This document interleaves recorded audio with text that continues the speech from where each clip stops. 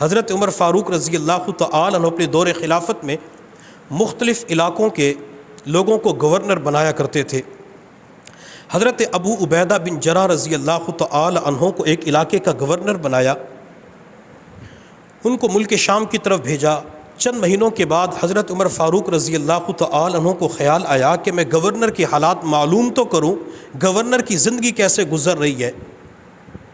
جس علاقے کے اندر ابو عبیدہ کو بھیجا تھا تو وہاں سونے چاندی کی فراوانی تھی۔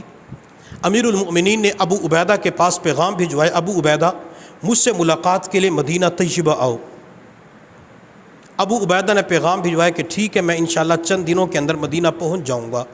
حضرت عمر فاروق رضی اللہ تعالی عنہ نے دن گننے شروع کر دیے، اور جب آپ کو پتہ چلا کہ ابو عبیدہ قریب آ چکے ہیں تو آپ مدینہ طیبہ سے باہر نکلے اور جھاڑیوں کے اندر چھپ کے بیٹھ گئے۔ آپ کا مقصد یہ تھا کہ میں ابو عبیدہ گورنر کو دیکھوں تو صحیح، ابو عبیدہ کس شان و شوکت کے ساتھ مدینہ کے اندر داخل ہوتے ہیں۔ چونکہ ابو عبیدہ ملک شام حمص کا گورنر ہے تو ان کے ساتھ بہت بڑی فوج ہوگی، لشکر ہوگا، ساز و سامان ہوگا، ابو عبیدہ کی زندگی بادشاہوں والی ہوگی۔ حضرت عمر فاروق رضی اللہ تعالی عنہ فرماتے ہیں میں ملک شام کے راستے کے اوپر نظریں لگا کے بیٹھا تھا تو دور سے مجھے کوئی سواری چلتی ہوئی نظر آئی، تو میں سمجھ گیا کہ اس سواری کے اوپر ابو عبیدہ ہوں گے۔ میں چھپ کے منظر دیکھ رہا تھا، جب وہ سواری قریب آئی تو اس سواری کے اوپر ابو عبیدہ تھے، ساتھ کوئی بندہ نہیں تھا۔ جب سواری اور قریب آئی تو میں نے دیکھا وہ سواری کوئی گھوڑا نہیں تھا، وہ سواری کوئی خچر نہیں تھی، وہ سواری ایک لنگڑا گدھا تھا جس کے اوپر سواری کرتے ہوئے ابو عبیدہ مدینہ کی طرف بڑھ رہے تھے۔ حضرت عمر فاروق رضی اللہ تعالی عنہ فرماتے میں نے ابو عبیدہ کی طرف دیکھا، ان کے کندھے کے اوپر ایک تھیلا لٹکا ہوا تھا۔ تھوڑی دیر کے بعد اس تھیلے کے اندر ہاتھ ڈالتا، کوئی چیز نکالتے منہ کے اندر رکھتے، اور ایک طرف پانی کی بوتل، پانی کا لوٹا تھا، وہ چند گھونٹ پانی کے پی لیتے۔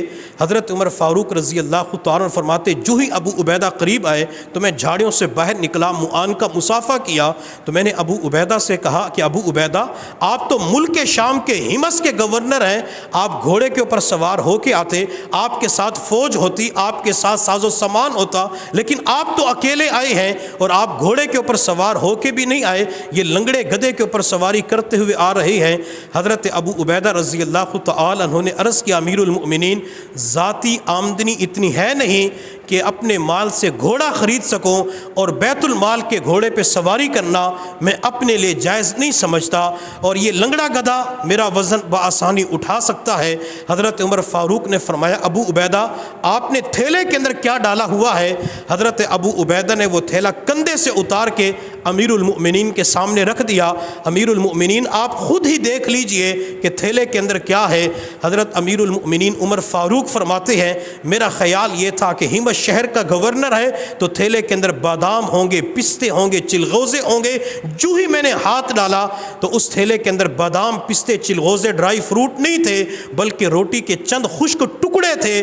تو میں نے ابو عبیدہ سے پوچھا ابو عبیدہ یہ روٹی کے خشک ٹکڑے کیوں ڈالے ہوئے ہیں؟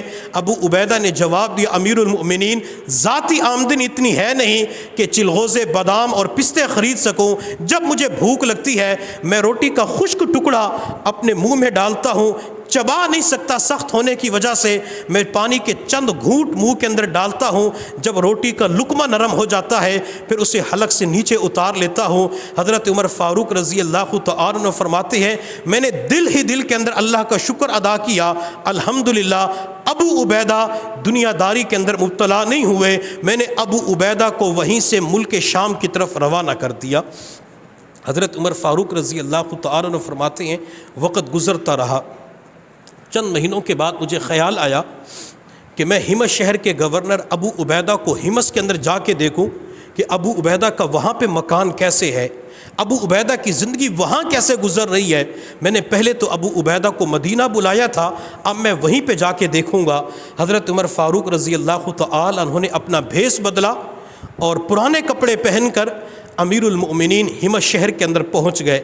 لوگوں سے پوچھا تمہارے گورنر کہاں پہ ہے؟ تو لوگوں نے جواب دیا ہمارے گورنر ہاؤس کے اندر نہیں رہتے، ہمارے گورنر کسی کوٹھی بنگلے کے اندر نہیں رہتے، وہ تو شہر سے باہر ایک چھوٹی سی جھونپڑی بنائی ہوئی ہے، اس جھونپڑی کے اندر وقت گزارتے ہیں۔ امیر المؤمنین نے لوگوں سے راستہ پوچھا، لوگوں نے راستہ بتلا دیا۔ حضرت عمر فاروق رضی اللہ تعالی عنہ فرماتے مغرب کے بعد کا وقت تھا، میں اسی راستے کے اوپر روانہ ہو گیا۔ وہ راستہ بہت تنگ تھا، دونوں طرف کھیت تھے۔ مجھے تھوڑی دور چلنے کے بعد ایک جھونپڑی نظر آئی، میں سمجھ گیا کہ یہ حمص شہر کے گورنر ابو عبیدہ کی جھونپڑی ہے۔ میں نے باہر کھڑے ہو کر آواز لگائی، ابو عبیدہ، ابو عبیدہ۔ تو حضرت ابو عبیدہ رضی اللہ تعالی عنہ میری آواز سن کر جھونپڑی سے باہر آئے، امیر المؤمنین سے معانقہ مصافحہ کیا اور عمر کا ہاتھ پکڑ کے اندر لے گئے۔ حضرت عمر فاروق رضی اللہ تعالی عنہ فرماتے ہیں جھونپڑی کے اندر اندھیرا تھا، کوئی چراغ نہیں جل رہا تھا۔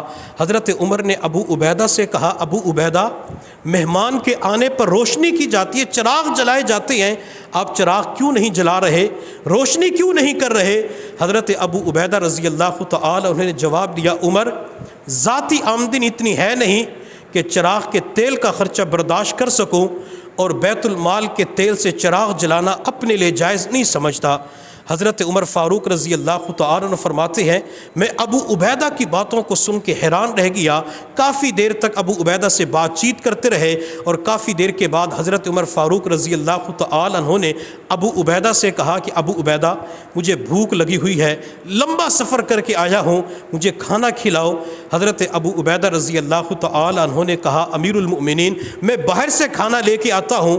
حضرت عمر نے کہا، ابو عبیدہ، جو آپ نے اپنے لیے شام کا کھانا تیار کیا ہوا ہے مجھے وہی کھانا چاہیے۔ حضرت ابو عبیدہ نے کہا، امیر المؤمنین، آپ وہ کھانا نہ مانگیے، جب آپ کے سامنے آئے گا آپ اپنے جذبات پہ کنٹرول نہیں کر سکیں گے۔ حضرت عمر فاروق رضی اللہ تعالی عنہ نے فرمایا، نہیں ابو عبیدہ، مجھے وہی کھانا چاہیے جو آپ نے اپنے لیے تیار کیا ہوا ہے۔ حضرت ابو عبیدہ رضی اللہ تعالی عنہ نے اپنے خیمے کے اندر یوں ہاتھ مارا اندھیرے کے اندر، تو ایک مٹی کا پیالہ ہاتھ کے اندر آیا، امیر المؤمنین کے ہاتھ میں پکڑایا۔ حضرت عمر فاروق رضی اللہ تعالی عنہ فرماتے ہیں میں نے اس پیالے کو بائیں ہاتھ میں پکڑا، دائیں ہاتھ کی 3 انگلیاں جب پیالے کے اندر ڈالی تو مجھے محسوس ہوا کہ اس پیالے کے اندر سرید بنایا گیا ہے۔ میرا خیال یہ تھا کہ شاید یہ شوربے کے اندر سرید بنایا گیا ہے، شاید یہ زیتون کے تیل میں سرید بنایا گیا ہے، یا دودھ کے اندر روٹی نرم کی گئی ہے۔ حضرت عمر فاروق فرماتے جب میں نے پہلا نوالا لے کے منہ کے اندر ڈالا تو میں حیران رہ گیا، وہ سرید کو شوربے کے اندر نہیں بنائی گئی تھی، زیتون کے تیل کے اندر نہیں بنائی گئی تھی، دودھ کے اندر روٹی کو نہیں ڈالا گیا تھا، بلکہ روٹی کے چند خشک ٹکڑے نرم کرنے کے لیے پانی کے اندر ڈالے گئے تھے۔ حضرت عمر فاروق رضی اللہ تعالی عنہ کی آنکھوں میں آنسو آ گئے، حتیٰ کہ رونے کی آواز بلند ہو گئی۔ ابو عبیدہ رضی اللہ تعالی عنہ نے عرض کیا، امیر المؤمنین، میں نے آپ سے کہا تھا کہ آپ مجھ سے وہ رات کا کھانا نہ مانگیے، جب آپ کے سامنے آئے گا آپ اپنے جذبات پہ قابو نہیں پا سکیں گے۔ امیر المؤمنین، کیا آپ نہیں دیکھتے جب میرا رات کا کھانا آپ کے سامنے آیا تو آپ کی آنکھوں سے آنسو بہہ پڑے، حتیٰ کہ آپ کے رونے کی آواز بھی بلند ہو گئی۔